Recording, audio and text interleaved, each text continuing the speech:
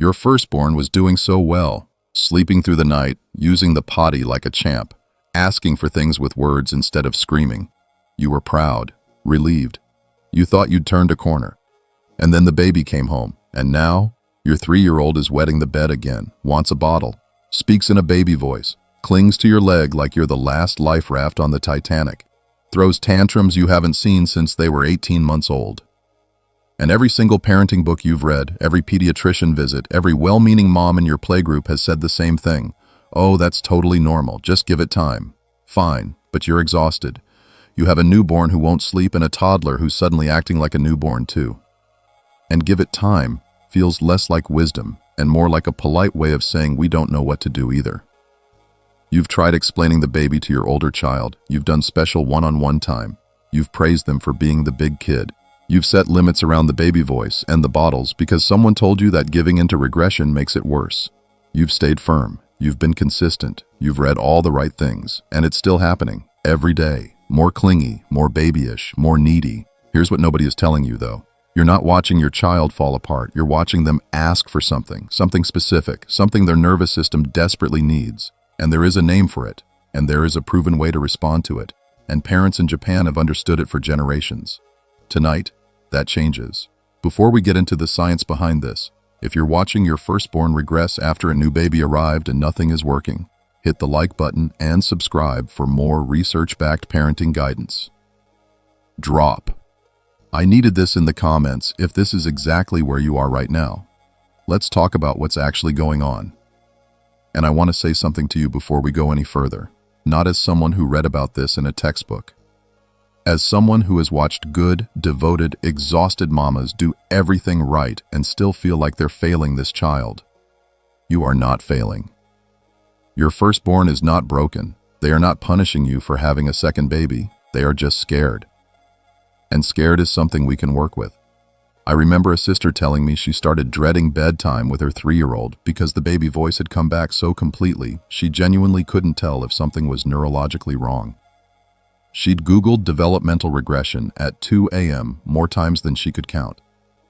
She told me she felt like she'd done something to her kid by having a second baby. She hadn't, and neither have you. Some of the advice floating around about toddler regression is actually working against you. The don't reinforce it approach. The stay firm on time, boundaries approach. That advice comes from a place of good intentions, but it misunderstands what regression is at the neurological level. And when we misunderstand the cause, we respond in ways that accidentally extend the problem instead of resolving it. Western parenting culture has, for decades, treated dependency in children as something to gradually eliminate. So when regression shows up, the instinct is to correct it, limit it, not reward it. But here's what that philosophy misses, and it's something a Japanese psychiatrist named Takeo Doi spent his entire career trying to explain. So let me explain what Japanese parents understand about dependency that Western parenting culture has largely gotten backwards. The concept is called Amae, pronounced Amae, and it comes from the Japanese verb amaeru, which roughly translates to depend and presume upon another's love. Psychiatrist Takeo Doi first documented it after experiencing culture shock in the United States and realizing there was no English equivalent for what he was describing. He spent decades arguing that Amae is not a character flaw. It is not spoiling. It is a fundamental human need, and it is especially essential in moments of stress and transition. When your firstborn's world changed with the arrival of a new sibling, their amygdala, the part of the brain that processes threat, lit up. Their stress hormone cortisol elevated. Their prefrontal cortex, which is responsible for all that beautiful big kid behavior, the potty use, the verbal requests, the emotional regulation, went partially offline. Because the prefrontal cortex is the first to shut down under stress and the last to come back online. I saw this happen in real time once. A little girl who'd been using full sentences all morning completely stopped talking the moment her mom left the room and a stranger walked in. The moment her mom came back and picked her up, full sentences, right back, same child. 30 seconds apart. Completely different brain access. That's not behavior. That's neuroscience. And what your child's nervous system needs to bring the prefrontal cortex back online is co-regulation, their stressed nervous system making contact with a calm, available one. Yours. Research from Harvard Center on the Developing Child confirms this directly.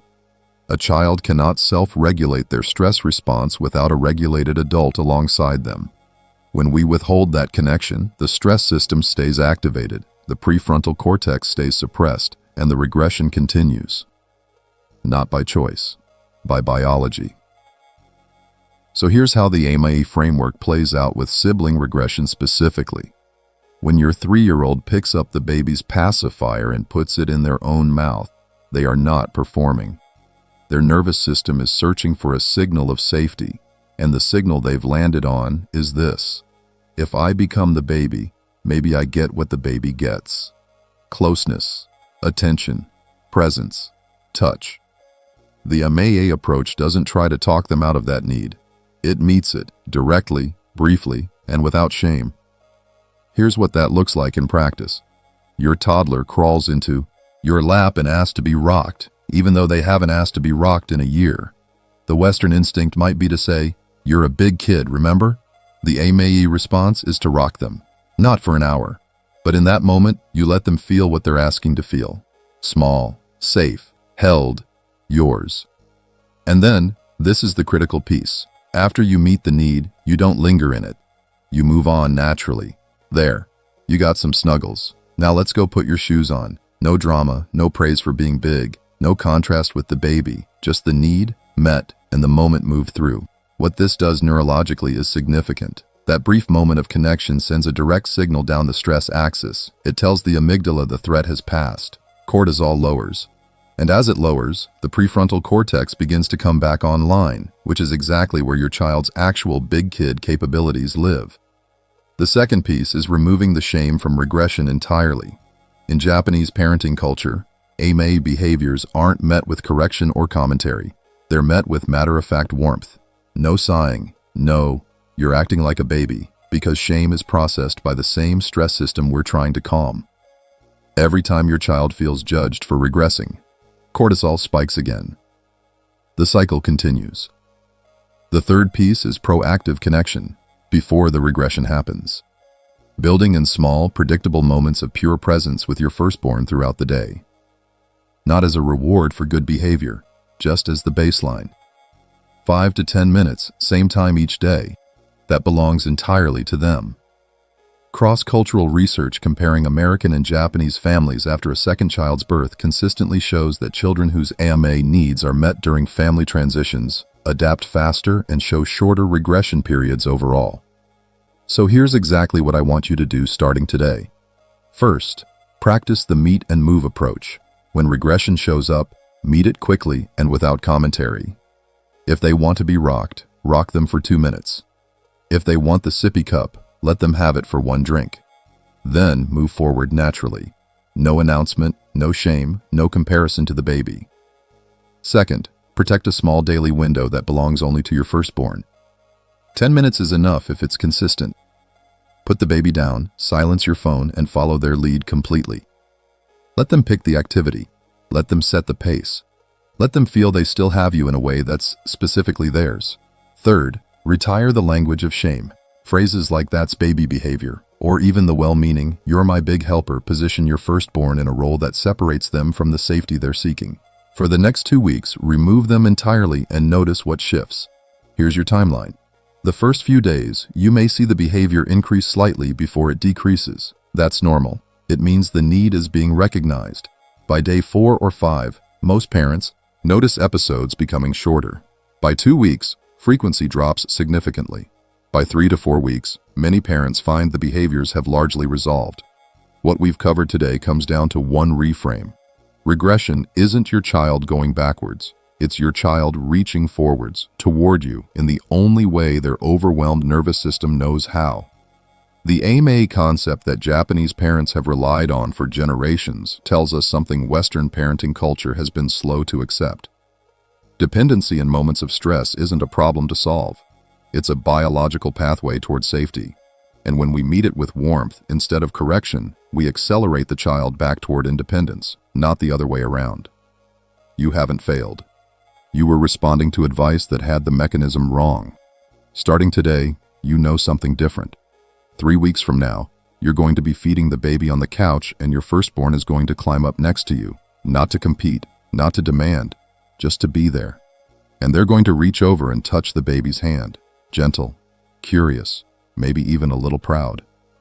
And you're going to realize you didn't get there by pushing them to be big. You got there by letting them feel small, just long enough, just safely enough that they didn't need to be anymore. Japanese parents have known this for generations. Now you do too. This isn't about abandoning how you parent. It's about borrowing one profoundly human thing from a culture that never decided dependency was a flaw and giving your child the safety to come back to themselves. If this helped you today, please like this video and subscribe. Share it with a mama who just brought a new baby home. And drop "I needed this" in the comments below. You're doing better than you think. See you next time.